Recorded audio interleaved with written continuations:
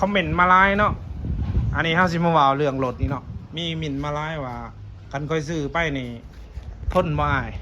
สิได้ประมาณจักปีสิได้บ่3-4-5 ปีเนาะอันนี้คือเฮาบอกก่อนเนาะกันจะถามมันน่ะเจ้าซื้อไปครึ่งเดือนเรียบร้อยเนาะ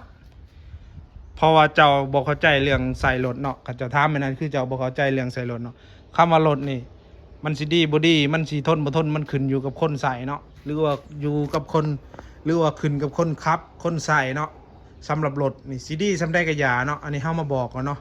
ตามที่เฮาเคยลองมาเนาะบางคนนี่ซื้อรถไปเนาะบ่ว่าแต่ซื้อน้ำเฮาซื้ออยู่ไสกะยาเบิกศูนย์กะยาเนาะซื้อไปแล้วลีนนะบางทีก็ครึ่งปีจังเปลี่ยนเนาะบางทีก็จนมันแห้งจังเปลี่ยนเนาะคือไปชีนำบ่ได้ยั่งเนาะเพราะว่าก็ในกรณีรถบ้านเฮานี่หรือว่าคนทางพังเฮาเนาะคนลาวบ้านเฮานี่นะก็บ่ได้แม่นทุกคนเนาะอันนี้เฮามาเว้าถึงว่าวัยรุ่นบ้านเฮานะวัยรุ่นลาวบ้านเฮานี่เนาะบางคนเด้ออันนี้เฮาว่าบางคนเนาะคือใส่รถนี่บางคนนี่ใส่จนแบบลีนจนบ่มีเนาะเป็นหยังคือว่าในนั้นเนาะเฮาเห็นหลายเนาะบ่ว่าสิเป็นหมู่พวกเฮาที่ว่าเฮาจักกันเฮาก็เห็นมาแล้วหรือว่าสิเป็นจักที่เฮาซื้อเข้ามาเฮาก็เห็นมาแล้วเนาะ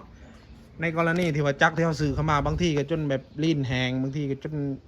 รับบ่ได้แล้วนะจักนะ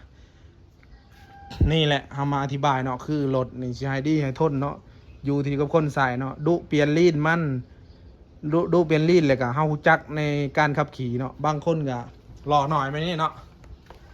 รอหน่อยแบบนี้อัด3อัด4ขี่ต้นหักเลยแบบนั้นมันก็บ่ผ่านเนาะคือแบบนั้นจบเลยแบบนั้นเนาะคือต่อให้รอไอ้ตองมันนี่ก็บ่ได้ยั่งเนาะหรือว่าขี่นี่เนาะ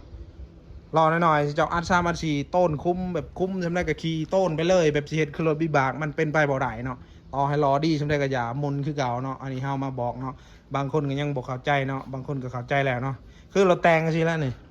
รถแต่งจังซี่ปกติแล้วเขาให้ขี่เขาบ่ได้ให้แล่นไวเนาะคันว่าเจ้าแลนไว้นะมันโบเฮิงเนาะรถแบบนี้เพราะว่ารถมันแต่งมาแล้วคือตีนหน่อยๆอย่างบอกเวลาที่เขาแลนไว้มันต้นคุ้มแบบมันก็สั่นเมื่อถีบนี่มันสั่นไปหมดนี่คันว่าตีนใหญ่ๆแบบนั้นเป็นบอกตีนใหญ่มันนั่นเจ้าขี้รถมันก็เสมอแบบนิ่มๆไปเลยนะแต่ว่ารถแต่งนี่หลายคนกันนะชิวเนาะรถแต่งธรรมดาเขาให้ขี่ถนอมเนาะขี่มามีขี่พุนขี่ดินแม่นบอกเขาก็เซ็ตทำความสะอาดแล้วก็จอดไว้แบบนี้นี่เห็นบอกมันก็ชี้ง่ามเห็นบอกนี่เบิ่งส่งเนาะมันก็สีงามแล้วนะแปลว่าเฮาขี่มาแล้วเนาะเปรียบเทียบคือบ้านน้องเขาเนาะไปบุญแม่นบ่มาจากบุญรถแดงคือบ่เฮาก็ล้างเสร็จจอดไว้แบบนี้นะประมาณนี้นะสำหรับวัยรุ่นรถแต่งเนาะแต่ว่าคนเฮามันก็บ่คือกันเนาะบางคนก็มีรถคันเดียวขี่ของข้างหน้าก็แล้วแต่เนาะสภาพมันก็สิแตกต่างกันเนาะอันนี้เฮาเว้าในมุมมองของเฮาเนาะคือสมมุติว่าเจ้าขี่ไปบุญไปซิ้นแม่นบ่รถแดงคือมาเจ้าล้างเจ้าเสร็จจอดไว้ยามมีเวียกขี่ไปมาแล้วก็เซ็ตทั้งก็สะอาดจอดไว้มันก็สีงามแบบนี้ตลอดเห็นบางคนขี่นำไปเลยขี่ไปแล้วบางทีตาลุดบ่หรือว่าเสือลุดหรือว่ามีแนวลุดนะกับปะไปเลยแบบขี่ไปเลยมีแต่ขี่ผุนขี่ดินไปจังซี่มันก็สิกลายเป็นรถห่างไปเลยเนาะอันนี้เฮามาบอกเนาะวิธีที่ว่าแต่งรถหรือว่าสำหรับวัยรุ่นรถแต่งเนาะคลิปนี้ก็สิยาวหลายเติมเนาะก็คือเฮาเว้าแล้วเนาะรถนี่จะให้ทนให้ท่านนี่ก็คือขึ้นกับคนใส่เนาะคนใส่บ่เป็นก็เพ่ไว้เนาะคนใส่เป็นกับนานเพ่เนาะคือหนึ่งเฮาขี่เฮาก็ต้องรู้จักจังหวะเนาะบ่แม่นว่ารถมันบื้นบ่ได้ก็สิบิดอย่างเดียวมันเป็นไปบ่ได้เนาะคือรถนี่แหละเนาะแบบว่ามันบิดบ่ได้ก็ตัดไปเลยสินะมันบ่ได้แบบนั้นเนาะอันนี้เฮาก็มาบอกสำหรับวัยรุ่นเนาะคือย่างนี่คือกันเนาะย่างแบบนี้นี่บางคนยังบ่ได้เข้าใจได้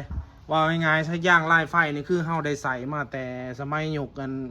สิว่ายุค90ก็ว่าแม่นนะที่ว่ายุคกันเว็บลอยกำลังฮิตกำลังฮอตนี่เว็บลอยตัวนี้นี่เว็บลอยตัวนี้กำลังฮิตกำลังฮอตนะเนาะเฮาได้ใส่มาแล้วเนาะย่างเนาะเป็นย่างตัวนี้เนาะเฮาหูดีเกมมันเนาะย่างตัวนี้หนึ่งคืออย่าให้มันอ่อนเนาะอย่าให้มันอ่อนเฮาสูบแข้งไว้ตลอดนี่แข้งเป็นมีตลอดเลยขี่บุขี่ก็อย่าเฮาสูบแข้งไว้สิคันว่าอ่อนมือได้หรือว่าตีนอ่อนมือได้นี่เฮาขี่เป็นหอนนี่มันเหยียบมันนี่มันเหยียบหินนี่มันไปแทงเขานี่ใส่ทั้งในนะมันรุดหรอกมันสิจีกเอาเลยย่างนี่มันเหยียบครับแบบนี้ให้เข้าใจเนาะเพราะฉะนั้นเราต้องสูบแข้งตลอดทางล่างคือกันให้สูบแข้งเนาะ